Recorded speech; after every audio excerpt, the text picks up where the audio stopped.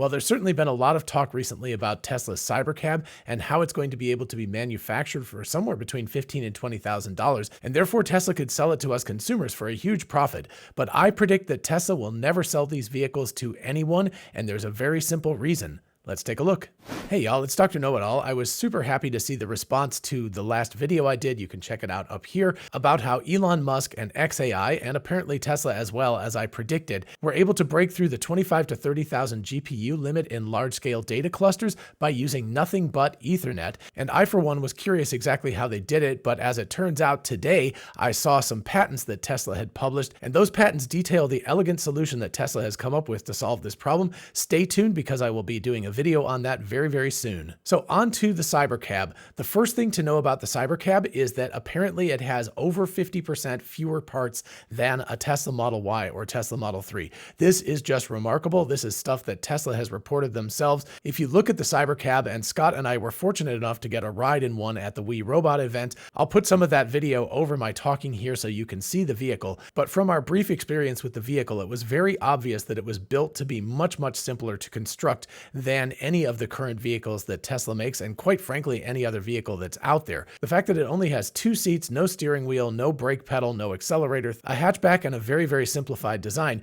means that Tesla can reduce the number of parts necessary to build this drastically. But what's also quite obvious is that they've reduced it even more than one would expect. To get rid of 50% of the parts from a Model 3, which already has very few parts because they use gigacastings and things like that, is pretty darn remarkable. And of course, as Scott and I also noticed, the vehicle is designed to be cleaned very easily. It has bench seats, it only has 2 cup holders in the middle, has no pockets on the outside so you can't leave things in the vehicle, but it also makes it very easy to clean the vehicle as well. Now in the test vehicles, they did have those standard car carpets that are impossible to keep clean, but when we talked to the Tesla engineers, they said they would likely be replaced with something else, likely rubber mats or something like that. That of course would be much easier to clean off. You wouldn't get pet hair in it, you wouldn't get dirt in it. If somebody, vomited or spilled a drink or something like that, it would be much easier to clean. So I doubt that those carpets will remain in the final production vehicle. But aside from that, it was quite obvious the car was designed to be cleaned very easily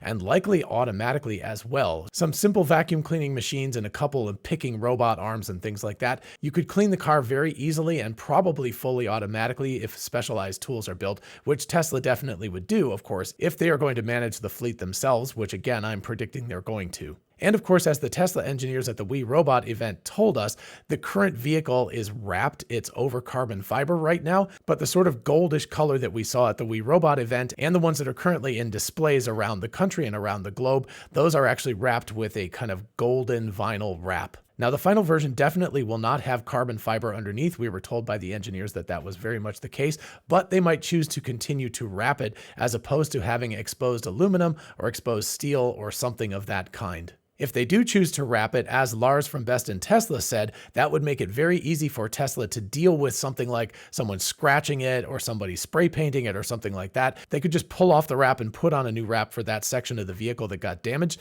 and they would be done with the problem in no time at all. But of course, Scott thinks that they are going to use plastic instead, and that plastic will be injection molded with the color already in the plastic. That's very easy to do. And quite frankly, if that got damaged or spray painted or something, it might not be that expensive just to replace that plastic part with a new one, which would probably be just about as easy as rewrapping something with vinyl. So of course, we will have to wait at least a year or so to find out what the production model has, but whatever it is, it's likely to be very simple to clean. And again, having so few panels on the outside of the vehicle, plus a gigacasting underneath, I predict there will only be one for the front and the rear, and they will use a structural battery pack. All of that means this vehicle will be constructed of very few parts, and it will be able to be built, and what Tesla is claiming will be sub 30 seconds. So somewhere around 25 seconds per vehicle. The faster you can make a vehicle, of course, the cheaper it is to produce because you're getting more production out of the factory, so therefore you're amortizing the cost of the vehicle across many more vehicles, and therefore the ultimate cost of the vehicle is much lower. So Lars believes that Tesla's going to get the cost of production of this vehicle down to $15,000.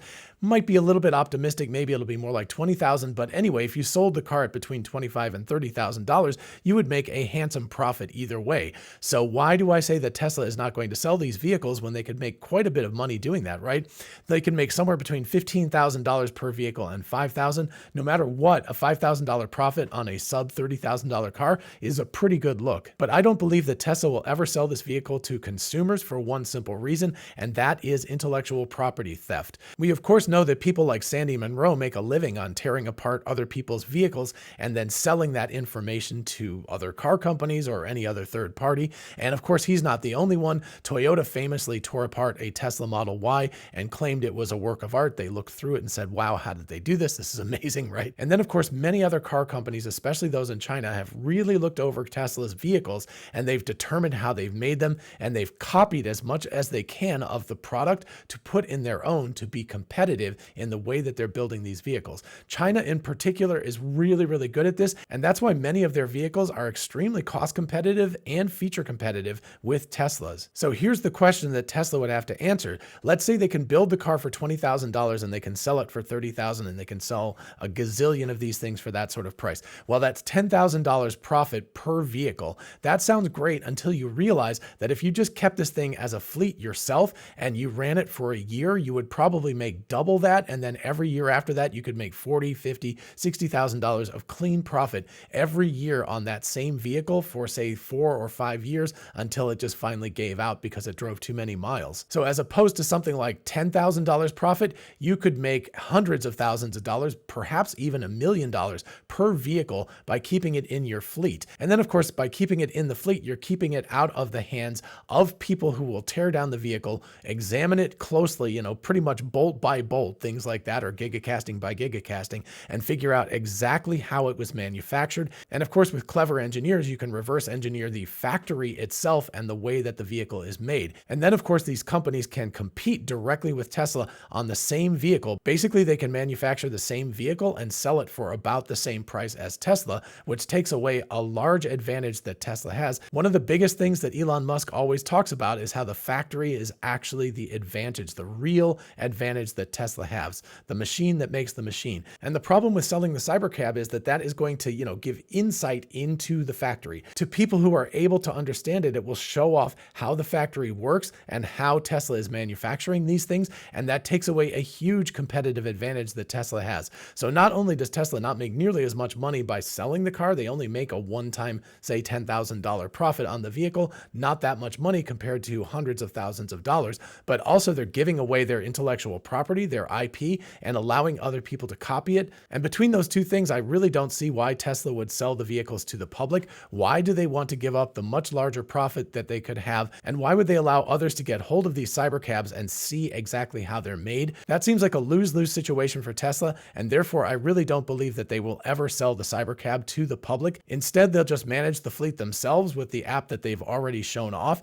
and they won't need to sell the vehicles to anyone. All right, so those are my thoughts on the subject. Definitely let me know in the comments what you think about this. Do you think I'm crazy? Do you think I'm right? If Tesla actually does sell the Cybercab, would you be interested in purchasing it, even though you'll never be able to drive it, but just ride around in it? And do you think that Tesla would willingly give up this amazing IP to other companies if they don't have to? Definitely let me know in the comments. While you're down there, if you don't mind liking and subscribing, it really helps out the channel. I would love to get to 100,000 subscribers by my 60th birthday, so you can help me out with a simple click of that little subscribe icon. And in the meantime, I will see you in the next video.